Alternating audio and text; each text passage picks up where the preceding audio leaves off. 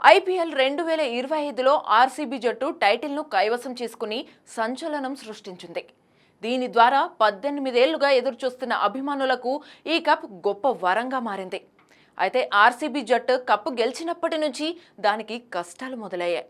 ఏలినాటి శని పట్టినట్లు ఆర్సీబీ జట్టుకు సమస్యల మీద సమస్యలు వెంటాడుతున్నాయి. బెంగళూరులోని చిన్నస్వామి స్టేడియం వద్ద అధిక సంఖ్యలో అభిమానులు చేరడం వల్ల జరిగిన తొక్కిసలాటలో 11 మంది మరణించారు. 50 మందికి పైగా గాయపడ్డారు. ఇది దేశవ్యాప్తంగా తీవ్ర కలకలం రేపింది.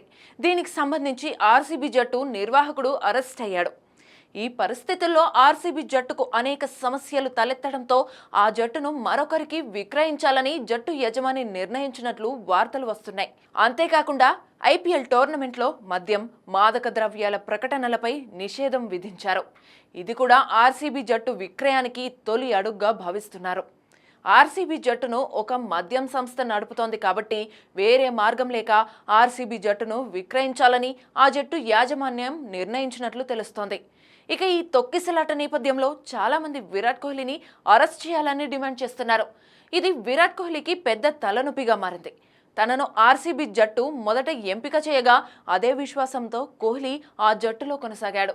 కానీ ఇప్పుడు ఆ జట్టే లేకపోతే విరాట్ కోహ్లీ వేరే జట్టుకు వెళ్లడానికి అవకాశం ఏర్పడింది.